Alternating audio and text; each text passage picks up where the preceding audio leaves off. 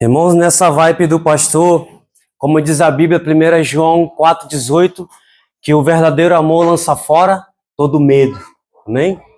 Repita comigo assim, ó, o verdadeiro amor lança fora todo medo. Amém? Então, o nosso medo vai embora quando Deus entra em ação. Ok? E esse amor é o amor que talvez no mundo a gente não aprenda. Porque o verdadeiro amor está em Jesus, está em Deus. É Ele que nos cura, é Ele que nos liberta, é Ele que nos transforma, ok? Agora entrando aqui na palavra, irmão, eu estou na vibe da transição, ok? Tive uma oportunidade aqui de compartilhar daquilo que Deus estava ministrando, daquilo que eu estava passando, amém? Compartilhando aqui um pouco, todos sabem que o meu pai se acidentou, certo? E ficou 2 meses e meio internado no hospital, né? Mas isso desencadeou muitas coisas na minha vida, na minha casa, e uma delas eu vi que essa palavra veio nesse momento que nós estávamos passando por isso. Onde que o Senhor falou ao meu coração que de muitas vezes são situações que o próprio Deus permite a gente passar para que a gente entre em uma transição espiritual, em uma transição na nossa mente, em nosso coração. Porque a palavra diz, Romanos 12:2, o que diz lá? Não conformeis com este século, com o padrão deste mundo, mas transformais pela renovação da nossa mente. Para quê? Agradável, perfeita de Deus. Amém? Então, para que nós possamos experimentar a boa, perfeita, agradável vontade de Deus, precisamos o quê? Nós precisamos passar isso, renovação da mente. Mas aqui fala de duas coisas. Primeiro, ele fala não se conformar, ok? A segunda, ela fala sobre a transformação da mente, que é a metanoia. Então, temos duas coisas a qual a Bíblia nos ensina. Primeiro, não se conforme. Segundo, mudança de mente. Mas o se conformar significa que eu preciso agir. Vai exigir de mim uma ação. Porque se eu não me conformo com tal situação, então eu vou agir contra ela. E foi exatamente o que eu e minha casa fizemos. Nós agimos contra a situação. Isso buscando a Deus, buscando as orientações de Deus, ok? Buscando aprender a descansar no Senhor, buscando entender o tempo do silêncio do Senhor no meio da tua transição. Amém? E a transição, irmão, significa você ter contato. Significa você se envolver com a situação. Não tem mudança se você não passar pelo processo da transição. Ok? Porque a transição, a mudança, ela é externa, ela é fora, ela é o resultado. Mas a transição, ela é um processo interior dentro de nós, que ela vai reorientar todo o nosso ser. Ou seja, ela vai dar um rumo diferente daquilo que a gente não é acostumado a viver. Deu para entender até aqui? E a palavra transição é você entrar em uma nova adaptação, em uma nova fase, e que envolve a transformação, que envolve a mudança. E por isso que Deus, ele permite muitas vezes a gente passar por algumas situações para que a nossa mente entre em transições. Até a neurociência fala disso, que o cérebro, para ele ter uma mudança, ele precisa passar por transições, por adaptações. Isso vai desencadeando mudanças no nosso comportamento, ok? Isso de fase em fase. Paulo diz, o que Paulo diz? Quando eu era criança, pensava como criança, agia como criança, raciocinava como criança. Mas quando eu já grande, deixou as coisas de criança para trás. Então ele deixou para trás. Ok? Isso está lá em 1 Coríntios.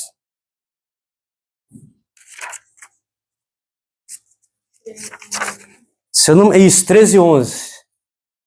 Ok. Obrigado, Leandro. E aí você vai ver que, segundo Coríntios, Paulo diz a outra coisa sobre transição. Capítulo 5, versículo 17. Aquele que está em Cristo é nova criatura. Ok? Vamos lá. E assim, se alguém está em Cristo, é nova criatura. As coisas antigas já passaram, eis que fizeram novas. Ok? Então aqui fala de uma transição. Que se eu estou em Jesus, todas as coisas vão se passar, as coisas velhas vão se passar, isso que tudo vai se fazer novo em nossas vidas. Ok? Então a transição, irmão, vai exigir de nós um processo que nós vamos ter que passar. Amém? E a transição, muitas vezes, irmão, ela vai doer em nós. Certo? Porque nós temos que ter contato. Nós sabemos que, como o pastor falou aqui, que nada é tipo da água para o vinho. Tudo se tem um processo. Porque se tem algo que tão rápido, a mudança é tão rápida, talvez ela possa ter uma mudança exterior, mas dentro dela ela não tem. Ok? Então nós precisamos ter esse contato. E esse contato, muitas vezes, vai exigir de nós a perseverança e a esperança e o amor. Ok? Nós podemos ver o exemplo de dois personagens da Bíblia. O primeiro deles é o rei Davi. Se você analisar a história de Davi, ele teve que passar por esse processo. Onde que primeiro, quem ele era? Quem Davi era? Era um jovem que cuidava das ovelhas de seu pai. Não é verdade? E quando o profeta Samuel foi até a ele, foi até na casa do seu pai Jessé, e ali Samuel pegou seus filhos, é esse? E mostrava para Deus, e Deus falava, não era esse, não é esse. E aí Samuel falou, será que Deus errou? Eu falei, Jessé, você não tem mais um filho não? Aí Jessé se lembrou, lembrei de um que está cuidando das ovelhas lá. Chama ele, né? Vai que seja ele. E aí Deus falou, Samuel, é esse.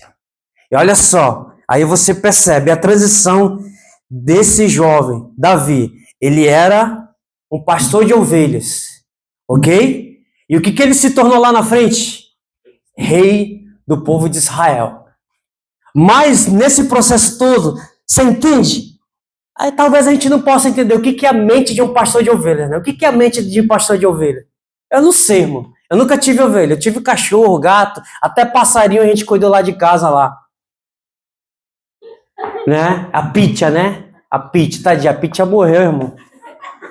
Fiquei em crise, meu Deus. Né? Mas a gente não sabe o que é cuidar de ovelhas. Mas segundo o que a Bíblia nos relata, que o pastor que cuida de ovelhas, o maior significativo de amor que a Bíblia relata de um pastor que ama ovelhas, ele vai deixar as 99, não é isso? Para buscar a uma que está perdida, que se perdeu. Esse é o amor de um pastor. Imagine quando Davi diz, eu por amor às ovelhas de meu pai, eu encarei e enfrentei leões e urso. Certo? Mas na força de Deus eu fui. Enfrentei e venci. E não deixei com que nenhum esses tipos de animais selvagens pegasse qualquer uma ovelha de meu pai. É o que a Bíblia relata sobre ele, não é verdade? Aí você fica pensando, mas que curso ele teve para os nossos dias de hoje? Qual é o curso? Qual é a faculdade que ele teve, então, para ele ser rei? Certo? Qual curso? Será que tinha um curso de de ser pastor para ser rei? Não tinha. Mas tinha algo em direção na vida dele, que era a chamada de Deus. E aí, irmão, nada foi da água para o vinho. Ele passou por esse processo. Primeira coisa, ele teve que ir para a guerra. A primeira coisa, ele enfrentou Golias. Não, a primeira coisa, ele foi até o rei cantar, tocar, né? Para que o rei que estava sendo atormentado por um espírito, através de Davi tocando a harpa, acalmasse o espírito maligno que estava em Saul. O primeiro passo, o primeiro contato da sua transição. Em seguida, teve um cara chamado Golias aí, meteu a louca e foi para cima do povo de Israel. E aí Davi, não, que isso? Como é que pode, né? Um guerreiro de outro império querer botar medo no povo de Deus? E aí Davi, na coragem, não, eu vou lá. E aí venceu Golias, ok? E a fama de Davi começou, e Deus trabalhando para que a fama de Davi pudesse se espalhar ao povo de Israel. E aí Davi, o que a Bíblia relata? Que Davi, ele começou a se aproximar do reino. Ele começou a se aproximar mais do rei. E ele começou a passar por outros tipos de transições. E até ele chegar a ser um rei, ok? E você sabe que a Bíblia relata que para o cara naquela época ser rei, irmão, não era qualquer um, não. Não era um cara que só apenas ficava dando orientação, apenas fazia estratégia e dava comando, não. Pelo menos na história de Saul e da história de Davi, eram dois tipos de rei que representam que eles iam para a guerra mesmo, entendeu? Ia guerrear. Estava lá com o povo, guerreando, se misturando com o povo, guerreando. Entendeu? Porque é o contato, irmão. Nós precisamos desse contato. E o contato de Pedro também nos ensina. Quem era Pedro na Bíblia? Pedro era um pescador, não é verdade? Ele pescava peixes. Até que um dia Jesus foi até ele. Vou fazer de ti um pescador de homens. E Jesus começou a trabalhar no caráter de Pedro. E você acha que Pedro era fácil? Né? E você acha que Jesus não tinha que estar ali trabalhando, né, no caráter dele, confrontando ele? Até que um dia ele recebeu uma revelação e falou, não, mas o Senhor é o Messias, o Senhor é o Filho de Deus. E Jesus falou, Pedro, na verdade, não foi homem que te revelaste isso, mas foi o meu Espírito. Mas na mesma passagem lá embaixo, Jesus repreende Pedro. Porque Pedro queria interceder por Jesus de uma forma não dentro do propósito de Deus. Não, Jesus, não vou deixar nada que aconteça contigo. E Jesus falou, para trás, Satanás. Para trás, Satanás. Nem falou para trás, Pedro. Falou para trás, Satanás.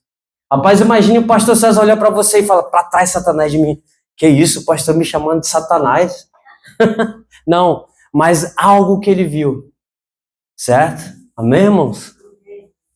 E por sermos ovelhas do Senhor Jesus, vamos submeter naquilo que o Senhor move sobre nós.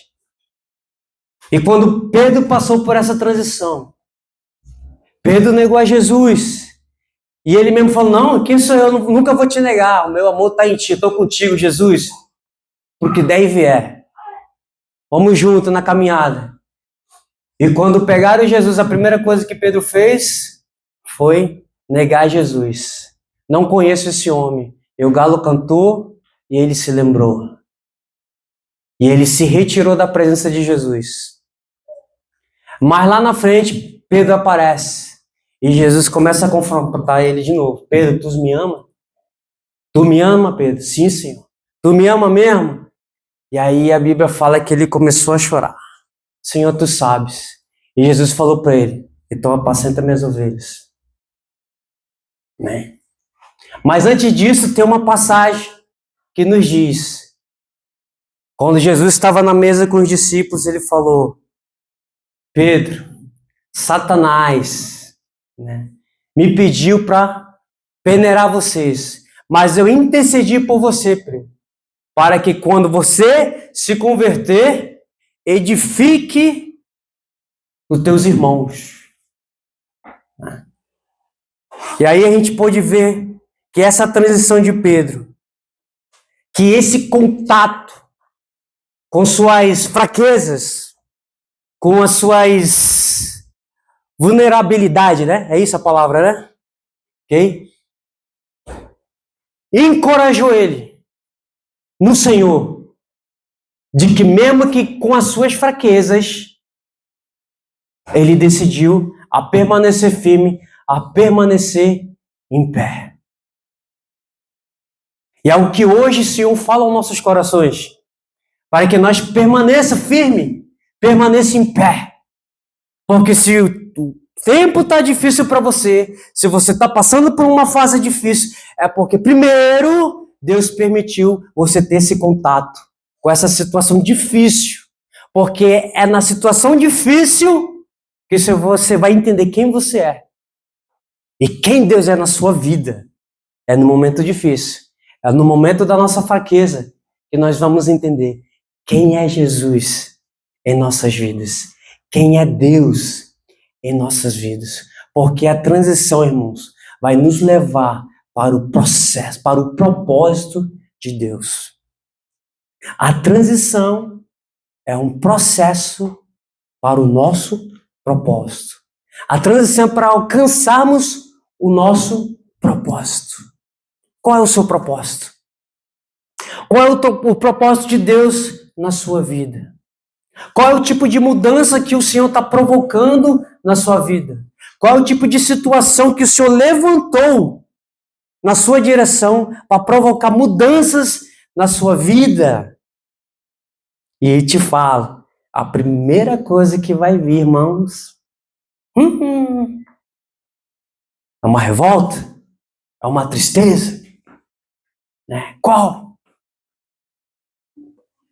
Se a Bíblia diz, se Deus nos alcançou, nova criatura nós somos, as coisas velhas se passaram e tudo se fez novo. Não é automático, ok? É uma transição. É um processo.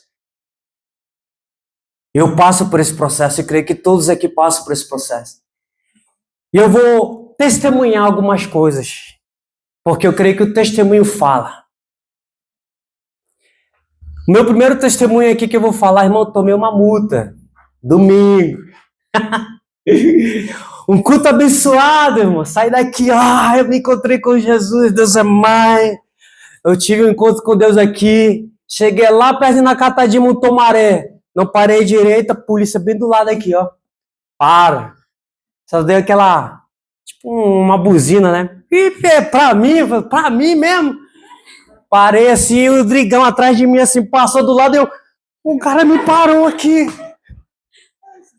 Aí, irmão, então, você não parou, né? Não, mas o que eu fiz? O que eu fiz? Eu falei, né? Nem eu tava entendendo o que tava acontecendo. Não, mas você não parou direito. Não, mas eu acho que eu parei, eu parei. Aí, enfim, eu imagino assim, que ele parou para conversar comigo, gostou de mim, me convidou para uma festa. Para a entrada da festa, eu tenho que pagar 7 mil. Foi lá pagar 7 mil, né? Mas enfim, irmão, a transição na mente, certo? Porque a minha mente, sim, a velha criatura, eu vou dar um mata-leão nesse policial, irmão, não acredito que ele tá fazendo isso comigo. Mas eu pensei, né, até eu brinco com o Drigão, eu acho que eu fui um intercessor para você. Eu acho que Deus me colocou na sua frente ali, ó. Para você não tomar multa e eu, né? Aí eu me lembrei a passagem de Jesus para Simão. O Senhor pediu para te peneirar, mas intercedi por você. Mas, irmãos, eu falo assim porque, cara, em cada detalhe, mas é verdade, irmão, em cada detalhe você percebe que não é só natural, ok? Você pode ter um erro, você pode ter uma falha. Incrível, eu estava até falando para Luciana, como Deus é bom, como Deus é misericordioso, porque, irmão, imagine, na real, Crente não presta para fazer coisa errada. Porque um pouco que você faz, batata, dá um B.O. E deu um B.O., né? Mas aí você entende, não, cadê o seu testemunho? Ah, Senhor, mas injustiça, né? Aí as minhas injustiças veio na minha mente, né? Ah, não, mas porque eu paro pro pedestre passar, né? Não tem nem a faixa aqui, eu deixo a tiazinha passar numa boa. Poxa, injustiça comigo isso. Mas a lei não quer saber se é injustiça. A lei tá para ser cumprida. Se você não parou, consequência. Não é verdade? Consequência. Mas isso fala de uma transição, de poucos detalhes. Irmão, quando a gente anda com Deus, não tem como você perceber que dos poucos detalhes que você anda e alguma coisa dá errada ou dá certo, você sabe, Deus quer me ensinar alguma coisa. Sério mesmo. Deus quer ensinar eu alguma coisa. Alguma coisa nessa área. Então, depois que esse acidente do meu pai aconteceu, irmão, a minha mente assim, ficou antenada. Ficou antenada naquilo que o Senhor quer fazer, naquilo que o Senhor quer aprender. E as coisas espirituais, mas muitas vezes ela vai ser natural. Certo?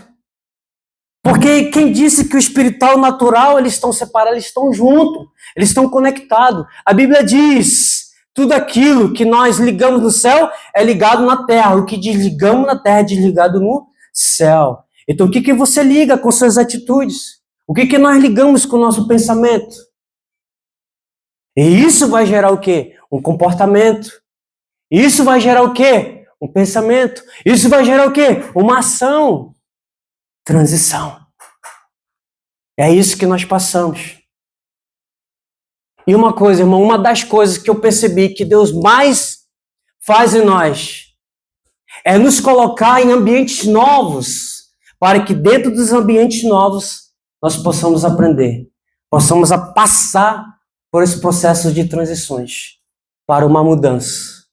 Então, toda coisa nova que Deus direciona para você, todo ambiente novo que Deus pode colocar você, é uma área onde que Ele vai abrir a sua mente. Né? Vai abrir sua mente. Ambientes novos. Né? Mano, estou falando aqui, agora eu vou ter que sair da igreja e vou para outra igreja, então não é isso. Né? Entenda o propósito de Deus. Mas o ambientes novos, muitas vezes, vai fazer a gente ver coisas e perceber coisas que talvez a gente não consegue mais perceber. Certo? Irmão, eu vou falar aqui de outra coisa. Quando eu vou para a academia de jiu-jitsu, e você sabe que para quem pratica um esporte, né, temos aqui o Rodrigão e a Tati que faz crossfit, né, você sabe que às vezes você precisa colocar um som, não é verdade? Um som para te animar, não é isso que a gente faz? Às vezes a gente coloca ali um som para a gente fazer limpeza em casa, quem tem esse costume, certo? A gente coloca um som, que parece que o som tá ligado para te dar uma força, né?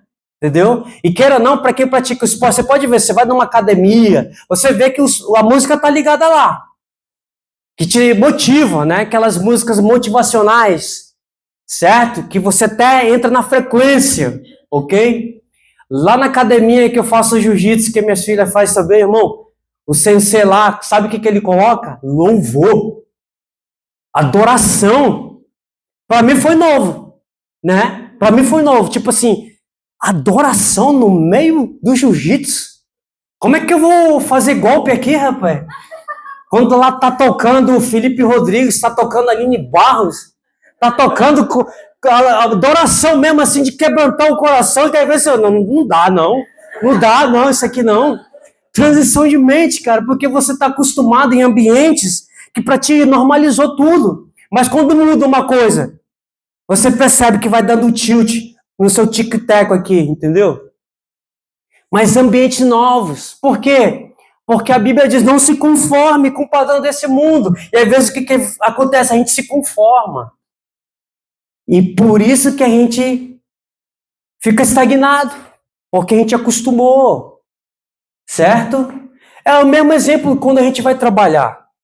Quando a gente trabalha, a gente já acostumou nos mesmos movimentos, não é verdade? Já tenho ali 15 anos fazendo o mesmo movimento do meu trabalho, não é verdade? E às vezes nem precisa você mudar de fábrica, mas muda de setor para ver, não é verdade? Vai mudar tudo. Aquilo que você faz assim, vai fazer assim, entende? Vai fazer você pensar, e às vezes o costume do corpo que já está acostumado, você faz automaticamente esse movimento aqui, e tudo muda, não é verdade? Tudo muda. E assim mesmo, o propósito espiritual de Deus em nossas vidas, certo? Isso vai mudar conforme as ações, conforme os ambientes, conforme aquilo que o Senhor vai te colocando.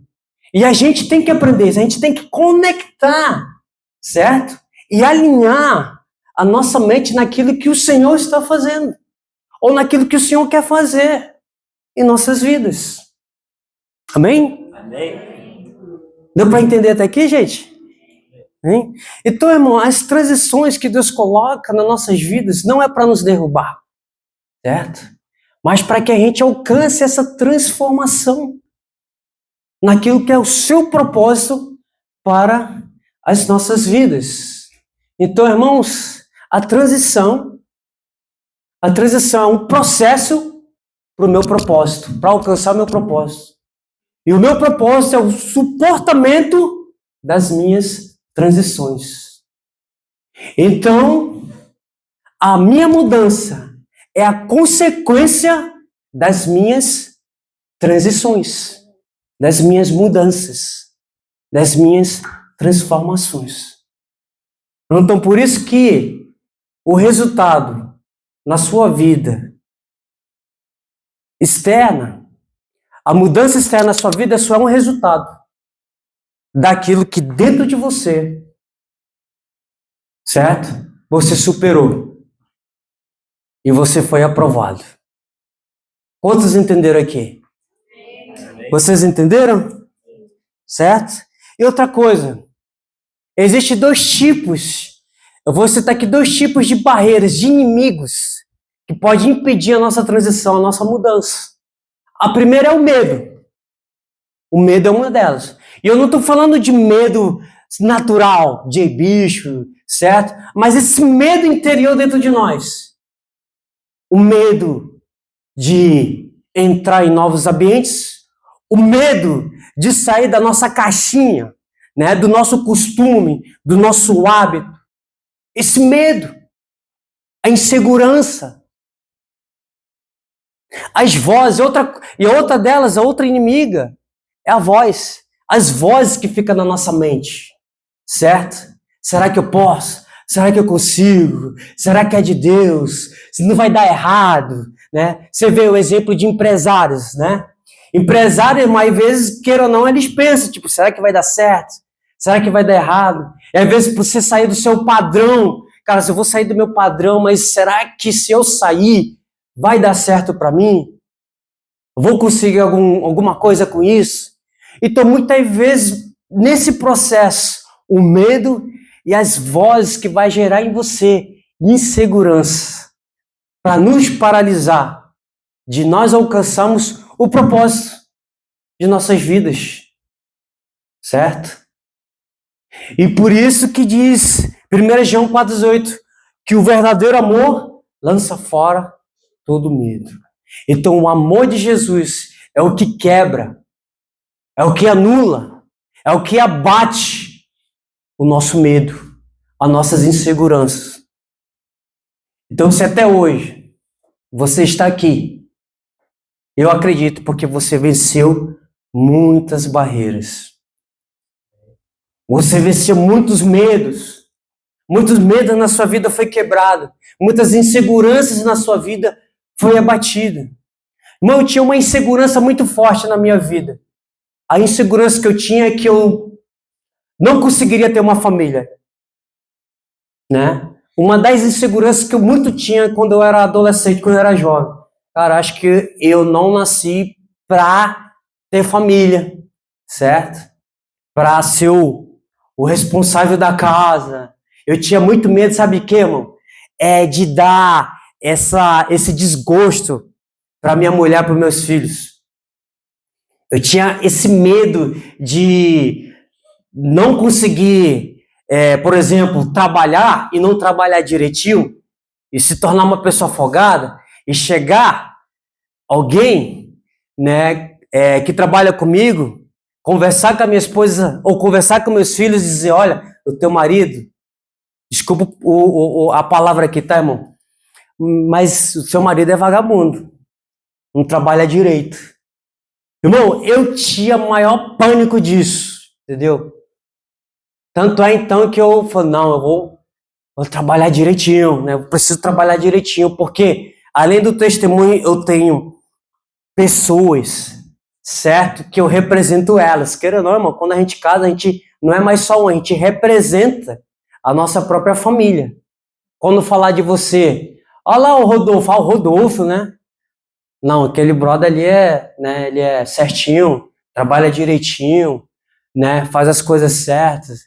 Falar o Rodolfo lá, ixi, isso aí nem... Coitado da mulher dele, dos filhos dele, né? Não, isso não nos dói? Dói.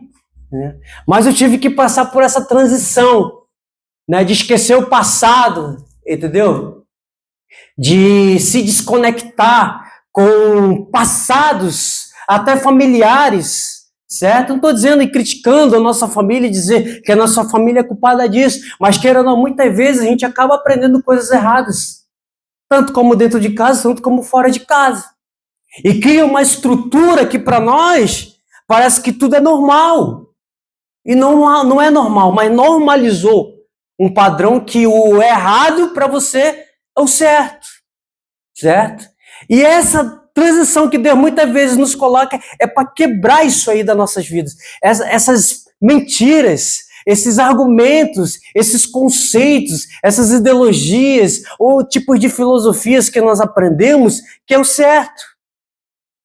Não é verdade? E aí o Senhor entra em nossas vidas e nos colocando em situações. Porque nós vamos analisar que cada homem da Bíblia aqui, até Paulo, irmão. Paulo, o que ele era? Era perseguidor da igreja do Senhor Jesus. E o que ele se tornou? Ele se tornou um apóstolo de Jesus. Ele mesmo fala que ele se desfez de tudo que ele aprendeu para se encher do conhecimento do Senhor. Mas o que ele fazia? Será que ele pensava que estava certo, perseguindo a igreja? Ele mesmo estava lá, na morte de Estevão. Mas Deus o alcançou e transicionou a mente de Paulo.